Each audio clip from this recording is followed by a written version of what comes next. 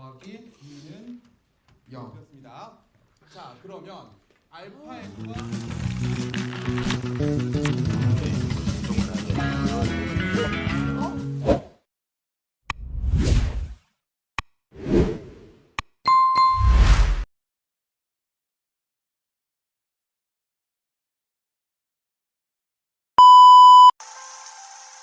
Salah satu kunci hidup tenang di dunia ini adalah merasa cukup. Dengan merasa cukup, kamu gak perlu berkejaran dengan waktu. Kamu bisa menikmati perjalanan hidupmu tanpa terburu-buru. Karena pada dasarnya takdir itu pasti.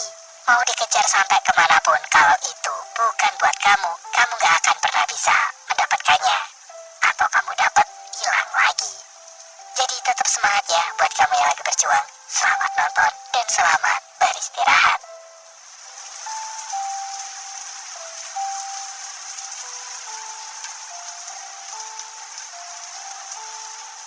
Pemuda ini namanya Do Il-chul. Dia adalah putra dari seorang legenda judi yang dikenal sebagai nama Si Telinga Satu. Si Telinga Satu ini telah meninggal, tapi bakatnya dalam berjudi sudah menurun ke sang anak. Il-chul sendiri sekarang masih mahasiswa, tapi kemampuannya dalam menganalisa lawan di meja judi patut diacungi jempol. Selain bisa membaca kartu musuhnya, Il-chul juga bisa mengamati gerakan mereka yang katanya membuat ritme tertentu. Sehingga dari situ, Il-chul bisa memperkirakan kartu mana yang bisa melemahkan lawan-lawannya. Dengan kemampuan ini, Il-chul mendapat julukan sebagai seorang taza.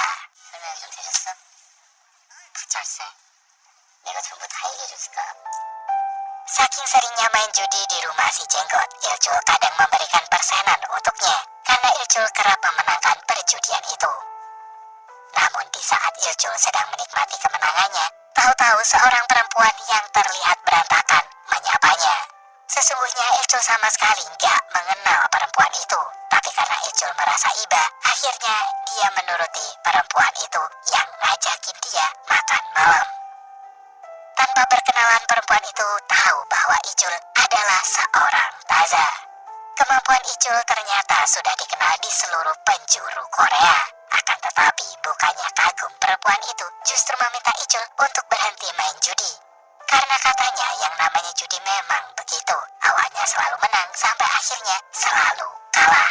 Bahkan ia bisa kehilangan semuanya.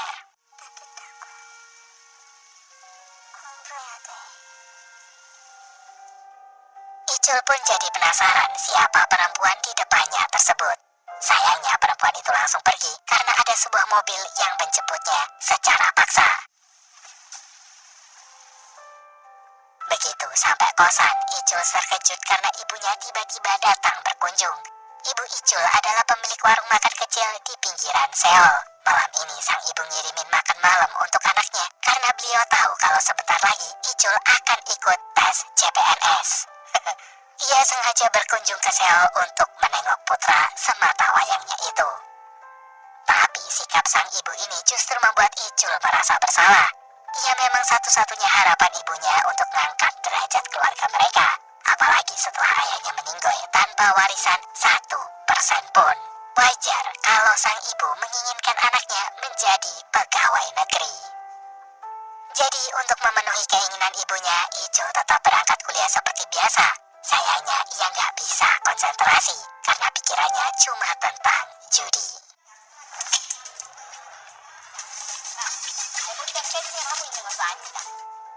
Namun sebenarnya bukan hanya judi yang menyita pikiran Il-chul, tapi juga tentang perempuan misterius yang bertemu dengannya kemarin. Sama seperti kemunculannya, ia juga menghilang tanpa jejak. Bahkan Il-chul nggak tahu namanya siapa.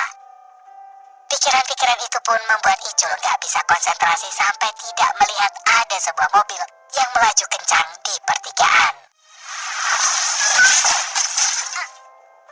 Dan begitu Il-chul terjatuh, si pemilik mobil pun keluar untuk melihat pintu mobilnya yang penyok. Ia kemudian menuntut Il-chul untuk menggantinya. Dan tanpa rasa takut, Il-chul bersedia membayarnya.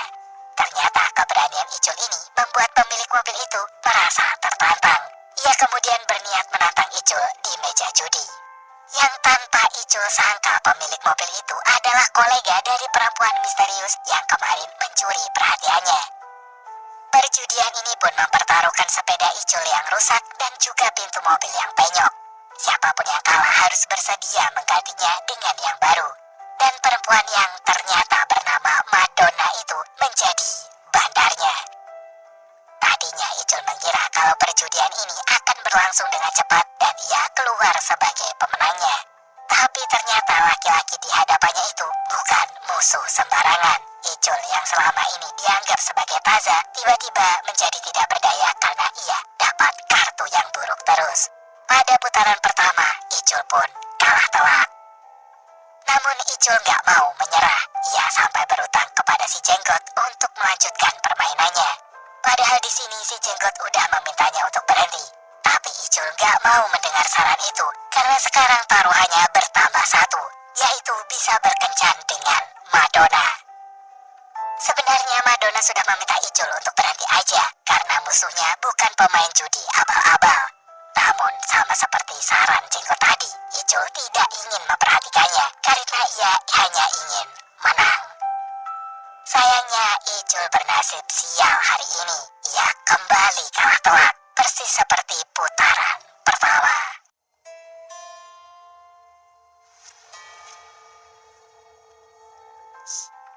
Akhirnya Icul pun berhadapan dengan para preman yang langsung menghabisinya.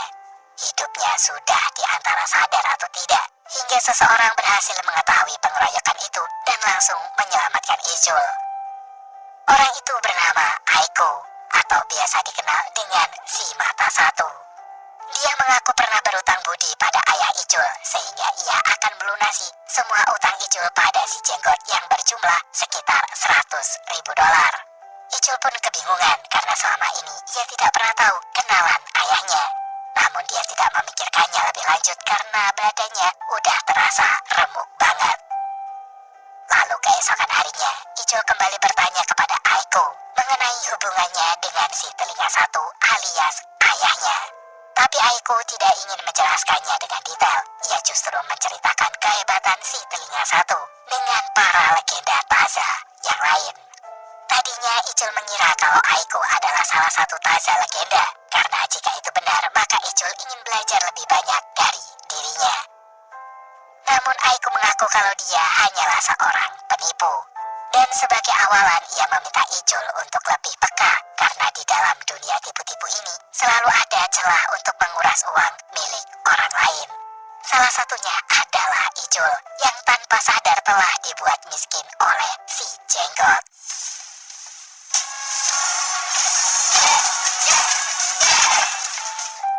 Dan oleh karena itu Aiko meminta Icul untuk berhenti aja, setidaknya untuk saat ini, karena Icul belum mengalami kerugian yang lebih banyak. Tapi lagi-lagi Icul gak mau ngedengerin.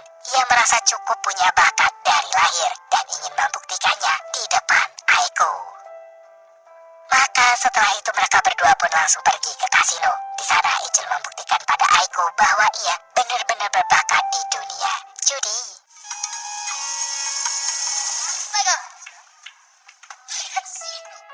Bakat alami Icul ternyata udah ditunggu oleh Aiko, karena diam-diam ia tengah membentuk sebuah tim untuk proyek pribadinya. Selain Icul, Aiko juga sudah mengincar beberapa orang. Yang pertama adalah Kaci, atau disebut sebagai si bandar, karena keahliannya dalam mengocok kartu. Yang kedua adalah Yomi, seorang pelayan kasino yang sering mencuri uang taruhan pelanggan secara sembunyi-sembunyi. Dan karena ia mencuri sedikit demi sedikit, tidak pernah ada yang melapor kehilangan karena Yomi. Sedangkan Yomi bisa mendapatkan banyak uang dari sana. Dan yang ketiga adalah Tuan Kwon. Ia adalah pemilik kedai minuman yang pintar berakting untuk bekerja sama dengan para bandar judi. Keempat orang itu termasuk Icul dikumpulkan oleh Aiko di sebuah gudang kosong. Tadinya Kaci merasa tim ini gak berguna, apalagi mereka belum mengenal satu sama lain. Hingga akhirnya Aiko datang dan menjelaskan rencananya. Ternyata saat ini Aiko berniat untuk menguras harta milik seorang OKB atau orang kaya baru bernama Mul. Dia adalah seorang tuan tanah licik yang baru-baru ini terjun ke meja judi. Tapi untuk menghabisi semua hartanya, itu juga harus dilakukan dengan cara yang hati-hati. Maka disinilah fungsi dari tim yang dibentuk oleh Aiko. Nanti Kaji dan Yongmi akan pura-pura menjadi suami istri yang ingin membeli tanah melalui mul. Namun untuk mengusik harga diri mul, Yongmi dan Kaji harus membuat mul merasa kesel. Karena kalau ia kesel, maka Yongmi dan Kaji akan lebih mudah untuk menyeretnya ke meja perjudian. Lalu sama seperti trik lama, Yongmi dan Kaji awalnya akan mengalah. Mereka berdua membuat mul seolah-olah menjadi pemenangnya. Tapi saat mul ingin merayakan kemenangannya, Kaji dan Yongmi menukar kartu reminya yang membuat mul mendapat kartu yang buruk. Disitulah titik kehancuran mul. Ia yang tadinya sombong akhirnya menelan banyak kekalahan.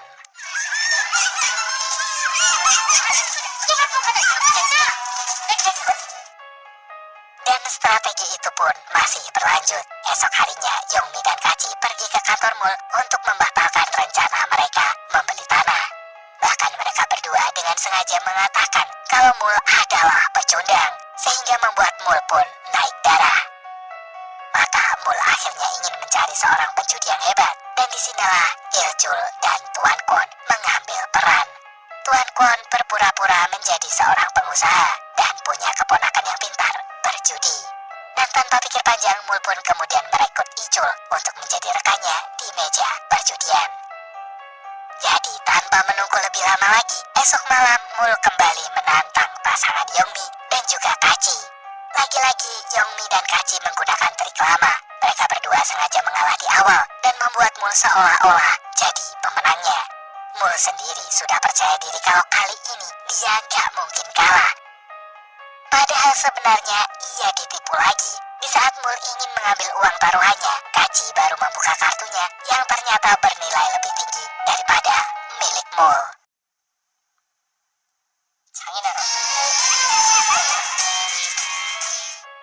Akhirnya mul pun cuma bisa gigit jari.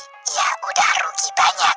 Tuan Kwon kemudian menghampiri mul karena ingin berpamitan. Tapi mul justru menahannya karena ia ingin main lagi untuk mengalahkan Kaji. Tadinya Tuan Kwon ingin berbicara lebih banyak saat sebuah mobil datang dan mul langsung menyambutnya. Kata mul orang itu adalah bosnya dan ia harus segera menyapanya. Dan di saat orang itu turun dari mobil, Ichul yang juga ada di situ langsung terkejut karena ternyata dia adalah Madonna. Ichul tidak menyangka kalau Madonna juga bekerja sama dengan mul. Sementara itu, Ichul tidak bisa mengalihkan pikirannya dari Madonna. Setelah ia berpikir Madonna telah menghilang, ternyata hari ini ia bisa bertemu lagi. Ternyata mul dulu pernah berutang pada Madonna dengan alasan investasi. Mul mengaku akan menggunakan uang itu untuk membangun gedung Daecheon. Padahal sebenarnya mul menggunakan uang itu untuk berjudi, sedangkan gedung yang dijanjikan oleh mul itu tidak pernah dibangun karena uangnya sudah habis tanpa sisa. Oleh karena itu, Ichul pun berusaha mengingatkan Madonna kalau mul ini cuma seorang penipu. Ia meminta perempuan itu untuk menarik semua uangnya dari mul, karena sekarang Ichul dan teman-temannya sedang menguras hartanya mul. Namun informasi Ichul ini malah membuat Madonna merasa bingung. Ia tak mengerti kenapa Ichul repot-repot memberitahunya. Toh kalaupun mul memang penipu, cuma Madonna yang akan dirugikan. Dan dari pertanyaan Madonna itu, akhirnya Ichul menyadari kalau ia sebenarnya menyukai perempuan tersebut. Tapi ternyata perasaan itu tidak berarti apa-apa di dunia judi. Kedatangan Madonna hari ini memang bertujuan memancing Ichul untuk membuka rahasia tim Aiko. Akhirnya setelah mengetahui bahwa dirinya telah ditipu, mul mengerahkan seluruh anak buahnya untuk menangkap Kaji dan juga Yongmi. Tuan Kwon sebenarnya sudah berusaha menyelamatkan mereka berdua. Tapi karena anak buah mul sudah merajalela, Kaji pun menyuruh Yongmi menemui Tuan Kwon untuk menyelamatkan diri.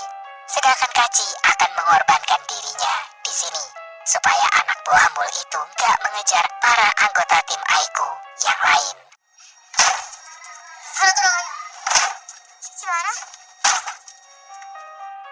Sementara itu, nyawa Ichul juga sudah berada di ujung tanduk. Namun untungnya Aiko datang tepat waktu. Ia berhasil menyelamatkan Ichul dan membawanya kabur dari mul.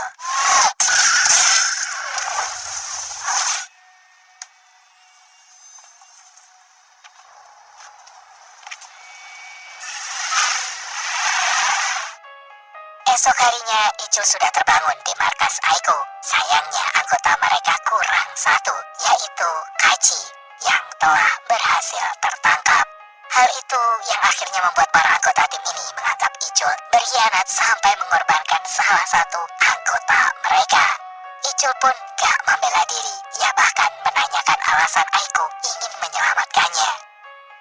Karena ternyata Aiko dulu pernah mengkhianati si telinga satu, hingga nyawa ayah Icul pun dihabisi oleh penjudi kejam yang disebut dengan si iblis.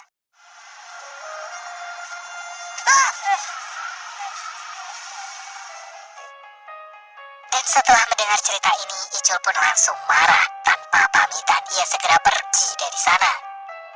Sementara itu, di tempat lain, Madonna dan Mul berencana untuk balas dendam kepada Icul dan teman-temannya.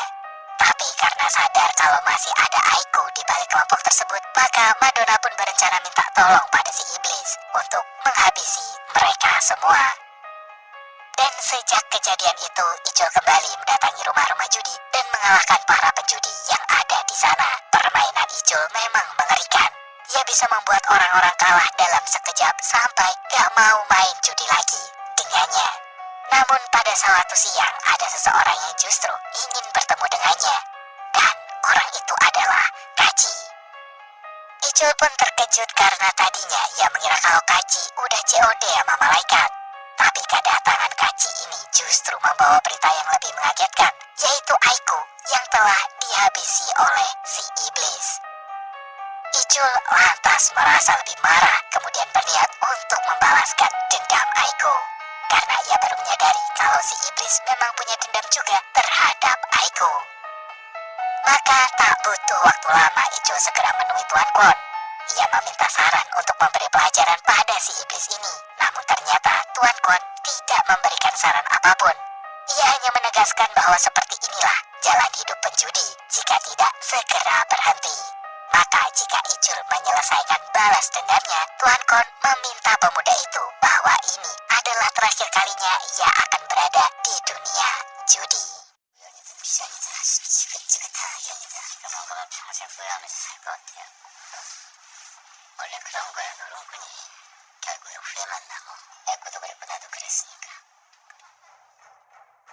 Jadi keesokan harinya, Icul pun segera menemui si iblis yang udah bersekutu dengan Madonna dan juga Mul.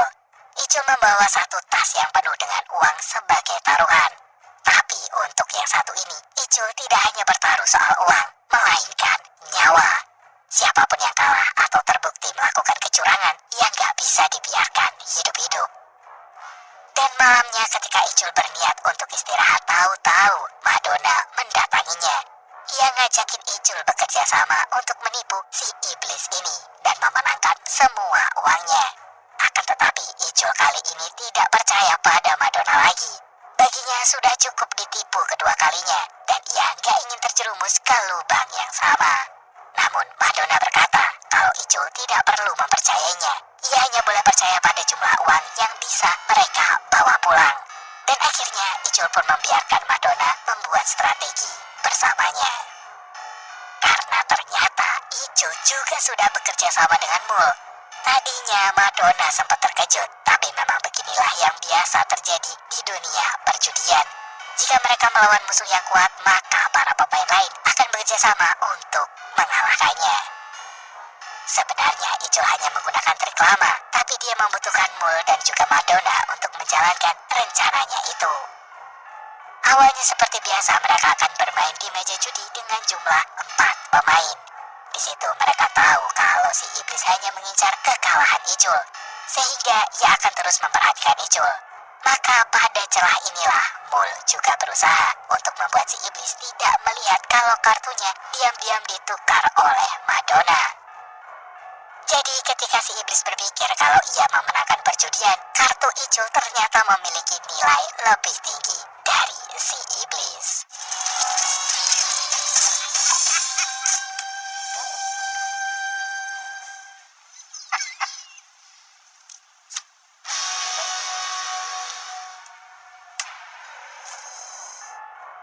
Si iblis kemudian merasa ia telah ditipu, tapi si iblis gak bisa membuktikan hal tersebut dan ia harus menerima kekalahannya.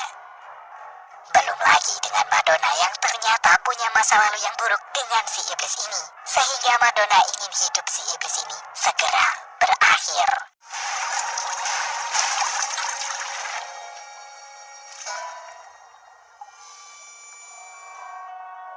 Lalu setelah perjudian itu berakhir sesuai dengan kesepakatan, Icul hanya akan membawa 2 juta dolar, sedangkan Mul membawa 4 juta dolar. Tapi karena Mul adalah orang yang serakah, ia juga berniat mengambil 2 juta dolar milik Icul. Namun Icul tak kalah jenius. Sebelum itu, Icul sudah bekerja sama dengan anak buah Mul yang menyimpan dendam pada bosnya gara-gara selalu diperlakukan buruk. Jadi senjata makan tuan, Mul kini justru malah dihabisi oleh anak buahnya sendiri.